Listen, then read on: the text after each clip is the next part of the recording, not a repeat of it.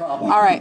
So the project that I proposed when I was applying for the fellowship is a novel that I call a blues love story, and it was inspired by a trip that actually my mother and my sister and I took to see the artwork of the Harlem Renaissance. It was at the Palace of the Legion of Honor, like a decade ago or something like that. And I remember being so overwhelmed by the various types of art that came out of the Harlem Renaissance at that time. Not just the literature that I was familiar with, but the visual art, the sculpture, the music, the political movements. And I just knew I wanted to write about that. And I decided that I wanted to not talk about those people that were famous, that lived during that era, but like common people. And my idea was I wanted to write something that was a love story and not a romance. And I also thought about the soundtrack of that era. And for me, the blues is the soundtrack of the 1920s. And I wanted my story to have the kind of lyricism of that particular period. So I listened to a lot of blues music. I downloaded a lot of stuff on my iPod, and I kind of tried to allow that to seep into the language that I was using in order to craft the story. Then I changed my mind, took a train trip from Oakland to New York, trying to absorb the kind of like living on a train for a while, stopped in Chicago, and then completely changed my mind, decided to set the whole story in Chicago. Because it also has a rich history, also from, particularly in the 1920s, and the Pullman Porter movement was particularly strong. George Pullman built his cars there. Did I talk about the Pullman Porters yet? Built his cars in there, and so I thought this needs to be the place where my novel needs to be set. And so the chapter that I'm reading for you today is set in 1919 at between two really significant historical events in Chicago history. There was an air balloon that exploded.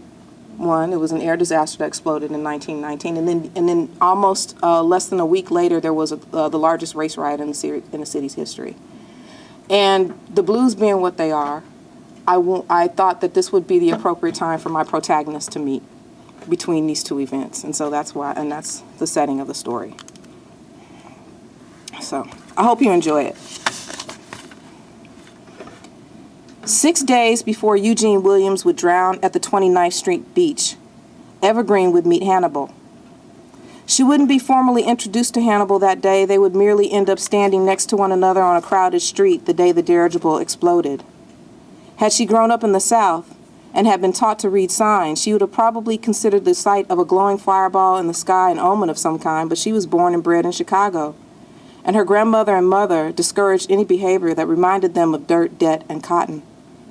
Having been in Chicago for at least 2 generations, they felt that they had an obligation to distinguish themselves from new arrivals who might have wanted to escape the South, but brought it with them in their accents, their food, and their music.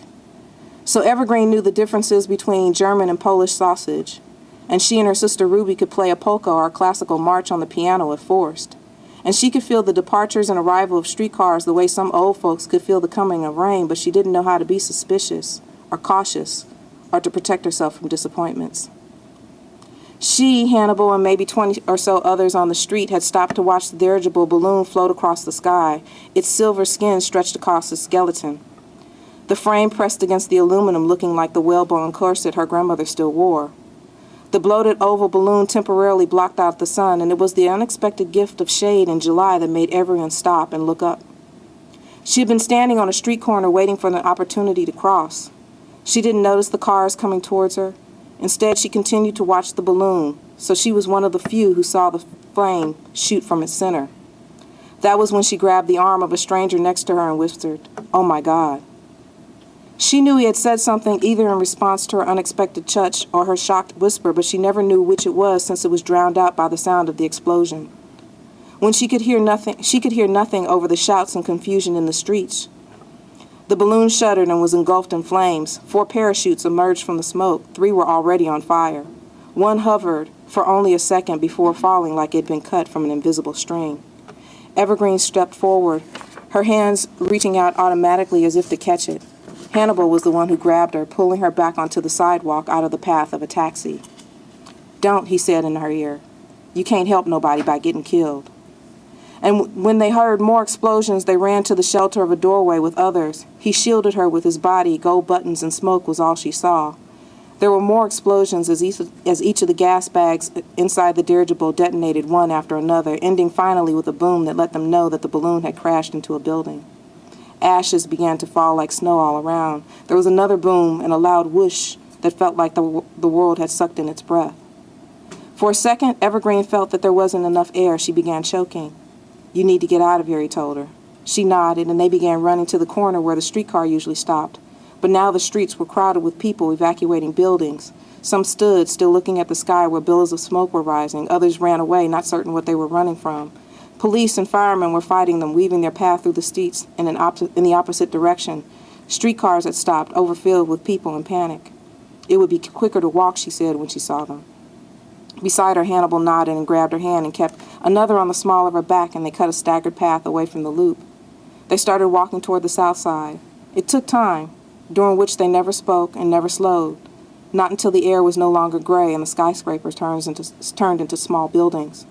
When they stopped and looked back, smoke still filled the sky behind them and people were hurrying away, but the air around them was clean. "Do you need to rest?" he asked her, looking at her shoes. Evergreen looked at Hannibal closely for the first time. She noticed that he wasn't a doorman or an elevator man like she had first assumed, but a pullman, his face covered with a faint layer of ashes that obscured his features. She could imagine what she looked like covered in ashes and soot. She began what she knew was a futile attempt to dust herself off. Pieces of burnt paper and rubbish fluttered in the air around him. She reached up to grab one because it appeared to wink at her, but it fluttered beyond her reach as if to tease her. Seeing her, Hannibal reached out and grabbed it. He whistled, $20. "Where did that come from?" she whispered. It was singed around the edges and crackled in her hands. "I don't think I care," he said, and he took the 20 from her, folded it, and put it in his pocket. "They're probably dead," she said, as if it were a question. "Yes, they probably are," he told her. "What did you think you were going to do, catch him?" "I don't know." She decided not to look at him. "I just didn't want him to fall." "You couldn't save him." "I know that." "I just couldn't stop myself." She paused, briefly distracted by 2 young white men who appeared to follow them. "Don't worry, I'll get you home." He thrust his chin out. As they both felt the young men speed up. "I ain't scared," she said. "Maybe you should be." She began bracing herself for confrontation, just in time when one of the young men grabbed Hannibal by his shoulder. Before the young men could speak, Hannibal whirled around and startled them all. "Good evening, sirs." He tipped his hat. He looked them both in the eye and then smiled. He sized up both men, then glanced at Evergreen as if he were assessing if she could handle herself or not. She merely raised her eyebrows. She was from Chicago, so while she might be afraid, she knew better than to show it. And it wasn't the first time she had been used to reassure someone else of their fragile hold on the American dream. Irish, Italian, Polish had all staked their claims on America by planting stars and stripes on the backs of black people. But their lives were precarious, subject to uncertainty and unemployment and discrimination, so they had to remind themselves whatever else they weren't black, which by default made them white and good enough to be American.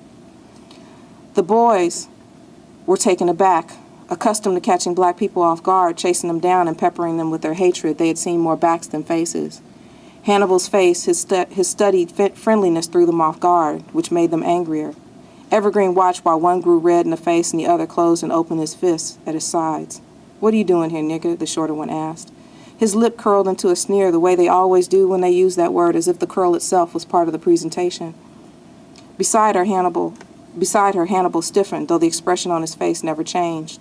The smile tightened and relaxed, but didn't reach his eyes. Even her shoulders had tightened. She glanced around looking for help, knowing where they were, there'd be none coming. Hannibal tilted his head to the side. He didn't look at Evergreen again, as if he didn't want to draw attention to her or let them feel he might be concerned. "Man, did you see that explosion?" Hannibal finally asked, as if they should know. At first, neither would answer, unwilling to admit that it was possible two dusty Negroes might know something they did not. Before they could respond, Evergreen trembled and wrapped her arms around herself. "It was terrible." "Where?" the first said. "Downtown," Hannibal added, pointed in the direction from which they had come, and they all turned. The boys, who usually kept their heads down, focused on mundane activities, looked up. A layer of smoke and chaos still hung over the buildings that were now over a mile away. A dirigible blew up right in the middle of the street. "You were there?" the second one said. "You saw it?" "We were practically standing right under it when it happened." "You lying." "No, look at us," Hannibal laughed and reached for Evergreen's hand. "We've been walking for 45 minutes because the whole downtown is crazy. Fire trucks, policemen, smoke everywhere. We saw the whole thing." He turned and began walking towards the south side, the two white boys trailing them, asking questions. "Did anybody die?" "We saw a parachute. 3 of them catch fire and fall to the ground." "No." "Yes, they fell like apples from a tree." 20 minutes later, when they parted, they were shaking hands and laughing. He and Evergreen were still holding hands. He glanced at him with a question in her eyes. He shrugged. Nothing makes friends faster than a good story. They stopped speaking, both watching the alleyways and street corners for groups of young men who might try to rob them or beat them for the hell of it. They left the border of the loop and were entering less populated neighborhoods with street-level groceries, tailor shops, and laundries. Each neighborhood had its own for its own, and they still had a way to go to get to theirs. Silently, they agreed to follow the path of the streetcars whenever possible, hoping sooner or later that they might find them running again. Ironically, when the crowds were larger and they were hidden among white folks, she felt safer. But as they got closer to the south side, the crowd became thinner and they became more conspicuous. It seemed like a normal day except for the lack of streetcars and the occasional debris floating around them. "I wonder what they were carrying in that dirigible anyway." She looked at the sky. He looked towards downtown. "I heard they were planning on making it a shuttle between Grant Park and White City, that amusement park." "Where'd you hear that?" "They shipped a balloon here from Ohio about 3 weeks ago. I know a porter who worked that run." "Why can't white folks just take the streetcar like everybody else?" she said.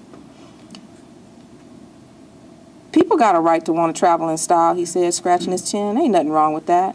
"It's foolish if you ask me," Evergreen said, flicking his gold buttons with her fingernails.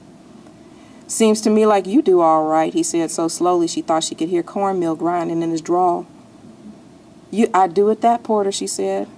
Not certain if he was complimenting her, she refused to imagine herself as he might see her, and refused to question if her dress and shoes were inappropriate or unbecoming. "But I believe in making the best of what you have." "Really?" he said. "You ain't never wanted something you couldn't have?" "Of course, who hasn't?" she told him. "It just seems to me that most folks spend a lot of time wanting when what they got will probably do just fine." "Well, that's just another way of telling people to make do," he told her. "Easy to see, but I don't think you are." "Well, what does that mean?" "I just noticed your dress." "What about my dress?" she asked. "Well, that ain't no make-do dress." Before she could respond, they both noticed a young white man sweeping the steps of a house. He paused and stared them down, and without speaking, she and Hannibal crossed the street. "You ever been to White City?" Hannibal asked. "Back when I was young," Evergreen glanced at Hannibal and frowned. "My father took me and my sister. We didn't stay long. They had this carny game called African Drip where they threw these balls at a colored man, and if they hit him, he fell into a tank of water. They yelled things. Some of them even tried to hit him in the head on purpose. The worst part is they weren't even white men in blackface. They were real colored men up there. They had their faces dusted with charcoal like some minstrel show. Like you do now," Hannibal said, brushing his fingers across her cheek. "My father was more disgusted with him than with the white folks. As soon as he saw it, he couldn't get us out of there fast enough." She brushed her fingers across his cheek and showed them to him. "Some things just ain't worth the price you pay for them." Evergreen shrugged and continued walking, and they continued for over an hour walking in silence until they reached the border of Douglas and Graham, where she finally smiled. Hannibal insisted on walking her to her door. By the time they got there, she was limping and leaning on his arm. She thanked him before lowering herself down on the steps with a deep sigh. "Okay," she reassured him. "You can give me my money now." He shook his head. "Your money?" "The 20, she said. "How you figure?" he asked. "I saw it, flying around in the air." She stood up, and before he could react, she reached into his jacket and pulled out the 20. "Now I need a pair of shoes, and this will pay for it." "But I caught it." He grabbed the 20 from her hands. "Only because I saw it," Evergreen said, grabbing it back. "Admit it, Porter. You only grabbed it because you saw me looking at it." Evergreen? Is that you? They heard a male voice come from inside the house. Evergreen turned towards an open window on the second floor. Yes, it's me, Mr. Strickland. She raised her voice slightly. Who that with you? As they peered at the window, a tip of a rifle slipped between the curtains and took aim at Hannibal, who took several steps back. Hannibal! My name is Hannibal, he whispered to Evergreen. He's okay, Mr. Strickland, Hannibal waved. He walked me home. You sure? Yes, sir. Evergreen nodded and the rifle slid from view. He won't hurt you, she told Hannibal, who only raised his eyebrow. About that 20. He approached the step cautiously. What about it? Maybe we should split it, he whispered and took a hesitant step forward. When she simply stared, it's the only fair thing, and you don't need a whole 20 to buy a pair of shoes, and I need my uniform cleaned. He patted his shoulder and watched a cloud of dust and ash rise. I saved you from an exploding dirigible and a runaway taxi and walked you all the way home, so really I earned some of that 20, Evergreen. Seems to me, Evergreen, if the man saved you from an explosion, he deserved more than a pat on the head, they heard from the second-story window. Mr. Strickland, you ain't supposed to listen in on other folks' conversations, Evergreen shouted back. What would my mother say? She waved her finger at Hannibal. Fine. How are we going to find change for the 20 now? I'm too tired to walk anymore. I'll bring you the change. The next time a train brings you to Chicago? I don't think so, Porter. What will I wear until then? I live here. I'll be back. Really? You'll be back, she asked, and he nodded. Then give it back to me. When he hesitated, she stuck her hand out and wiggled her fingers. Hannibal frowned and put the bill in her hand. As soon as he did, she held the bill up to his face and ripped it in half. Are you crazy, woman? He yelled and started after her, but stopped when the curtains moved. Now you have to come back, she said, slapping one ripped half into his hand and sticking the other inside her bra. When he started to speak, she said, the bank has to replace the bill if you have both halves, and the serial numbers match. So when you come back, we can go to the bank together. She turned and picked up her shoe and half walked and half limped up the landing. At the top, she turned and said, so Hannibal, I guess I'll meet you here on... He was still staring at the ripped 20 in his hands and muttering under his breath. On Sunday, he growled. I'll be back on Sunday, you crazy woman. 1 o'clock, she waved. I got to go to church. Banks ain't open on Sunday, they heard Mr. Strickland shout, which brought both of them, Hannibal and Evergreen, to a halt. Evergreen's mouth dropped open and she grabbed her breath. Monday? I got to run to Denver on Monday. But when will you be back? Maybe 3 weeks, he shook his ripped bill at her. I know a place where you can get it changed, Mr. Strickland said, sticking the top of his head out of the window. It lacked hair and looked like small and dark like a raisin. Evergreen leaned back to stare at the window. You sure, Mr. Strickland? His dark hair bobbed. You just come back here, young man. Hannibal nodded and walked away, still staring at the torn bill in his hand. That was 6 days before Eugene Williams would decide to go swimming, though he wasn't very good at it. Temperatures were rising. In 6 days, it would reach 96 degrees. That was the reason Eugene Williams would spend most of his time in the water clinging to a railroad tie. But wood can drift anywhere since they don't recognize boundaries created by human beings. In the meantime, Evergreen window shopped for new shoes. 2 days before Eugene Williams would drown, Evergreen chanced upon a window display in a department store she'd never dared enter. It wasn't that colored weren't allowed to enter because they were welcome to spend their money anywhere in Chicago that white people did, at least in theory. And it wasn't because her mother openly discouraged her and her sister from shopping at stores located downtown. Her mother had spent so much of her life with her eyes downcast that it had become a permanent part of her posture. Fortunately or unfortunately, her mother's downtrodden sensibility never took, and she was constantly frustrated and puzzled by her daughters who seemed carelessly unaware of their station in life. Evergreen had never dared enter department stores because she didn't want to jeopardize her reputation as a seamstress. She was so good she never had to work for a department store in the factories where she'd be subject to the whims of white folks, and why she refused to believe that Hannibal's casual reference had anything to do with the quality of her dress. She worked steadily because she was good at replicating any design she laid her hands on, and for half the cost. Most of her customers bought dresses at the downtown stores, showed them once to Evergreen, and then returned them, knowing Evergreen could recreate it in a few days. She was so good, in fact, some people suspected her of buying the clothes and reselling them. They figured the department stores who really didn't want Negroes cluttering up the downtown area gave cheaper versions of the clothes to Evergreen to sell. And they, like her mother, were convinced of their inferiority and their victimhood and consequently looked for evidence in the world to prove them right. So to protect her reputation, she never entered department stores. Reputations were as delicate as antique lace. One false stitch could cause an entire piece to unravel. She contented herself most of the time reading Hollywood glamour magazines for inspiration, but on occasion, she liked to take a streetcar downtown and spend an afternoon staring at window displays. and that's what she had been doing the day the dirigible exploded. However, that afternoon, it wasn't a dress that caught her eye. It was a Springfield rifle on sale. Formerly used by the United States Army, the sign read. Shiny and impressive, it reminded her of Hannibal. The glint of sunshine reflecting on the gun reminded her of the gold buttons on his uniform. In the display, the rifles were lined up in a box. The Springfield rifle was among many souvenirs veterans had brought back from war. She had seen guns from England, Germany, and France, most in private collections of men who had returned from war. Few had been in combat. They were cooks or mechanics or laborers. Just possessing the guns, though, seemed to fill them with pride, a pride that reminded her of Hannibal. He wore his uniform, even covered in soot and ash, the same way she had seen returning soldiers wear their army dress. Near the bank where the dirigible had crashed, scorch marks still scarred the sidewalk, along with broken bits of glass and burnt paper. Armed guards stood outside, and when she learned that dirigible had crashed into a bank, Evergreen briefly imagined the $20 bill breaking free of the flames and seeking a rescue. It would be 2 more days before she would see Hannibal again, and the day she saw him would be the day Eugene Williams would die.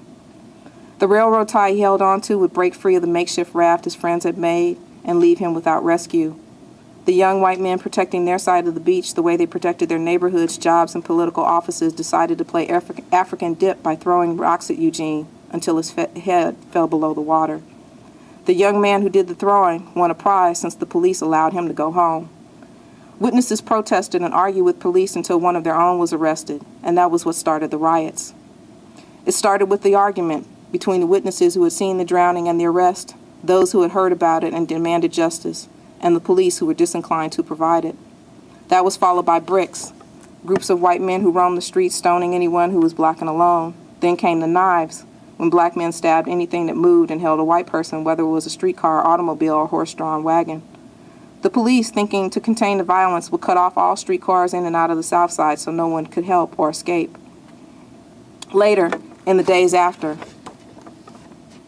Evergreen came home from church and found Hannibal out on the steps waiting for her. The fires would start. The rumors, which would accompany the smoke, would do more to raise the temperature than the sun.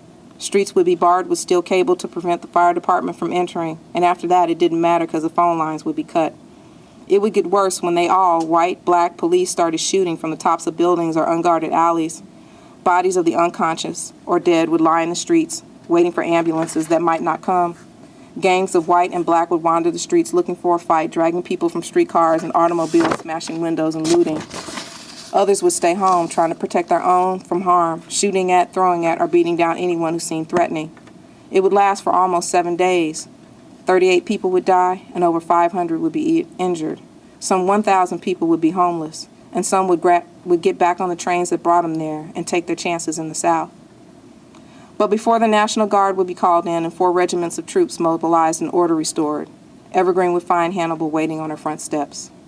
Without the layer of ash or the facade of his Pullman uniform, Hannibal seemed more in need of the $20 that she had deprived him of than she was. He clasped the brim of a well-worn hat, turning it over and over in his hands. His suit was nice, though not overly so, and while her dress was a copy of one she'd seen in a motion picture show last month. His shoes, while polished, had seen better days, and her shoes, while worn, were still in good condition. Looking at him, she felt small for tearing the 20 in half. But when he smiled, she changed her mind. "How was church?" he asked. "You should go find out yourself," she said. "You think I'm not a God-fearing man, Evergreen?" He placed his hand over his heart and hung his head. "What you afraid of, Hannibal? I ain't telling." "You ain't scared of the right things. You scared of things that don't matter." She walked upstairs and called to Mr. Strickland. "Evergreen, you and that young man ain't going nowhere tonight." The large hand stretched out the window and pointed to the sky. When they looked up, they saw thick black smoke that seemed only a few blocks west of them. Hannibal looked at Evergreen and said, "How come every time I see you, something catches on fire?" She frowned at Hannibal and raised eyebrows and said, "Mr. Strickland, that's just a fire. It ain't just one." Then Hannibal pointed to another column of smoke to the north, and they heard sirens, 2, maybe 3, coming from different directions. Then, just like the day they met, she grabbed him and whispered, "Oh my God." Hannibal put his hand on the small of her back, and they rushed up inside. They entered the flat on the second floor. It was dark, and all the curtains were drawn over all the windows except for the one that faced the street.